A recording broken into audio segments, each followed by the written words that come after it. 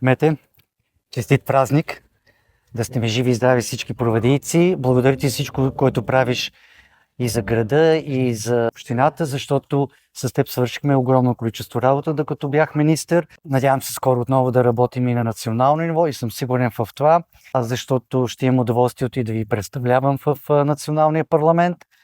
Културно-историческото наследство, това, което сме свършили до сега, е от огромно значение въобще развитието и на общината, разбира се, и на цялата област.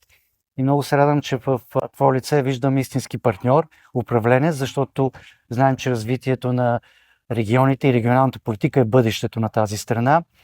Вие сте кметовете, хората, които изнасяте тежестта, особено в тези смутни времена и последните няколко години. Така че още веднъж ще поздравявам за празника, за всичко, което правите и може изцяло да разчитате нас, защото ние имаме специална програма за развитието на регионите в областта на културата, на наследството и разбира се на туризма, който смятам, че е един от основните акценти за развитието на твоята община. Благодаря, господин Боршош.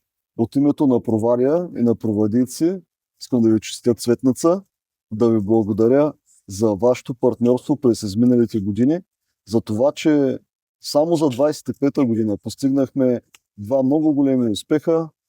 Знака за европейско културно наследство на Провария, Солницата. Вие винаги сте ни подкрепили, златна монета култура също, и надявам се за напред отново да можем да работим заедно. Хората това ще го преценят, но аз вярвам, че нашите бъдещи планове, това, което имаме ние запланувано за туризма в Провария, ще можем благодарение на вас да го осъществим в следващите години. Така че благодаря ви. Така ще бъде. Честит празник и отново за растежа на Провария. Благодаря. Благодаря.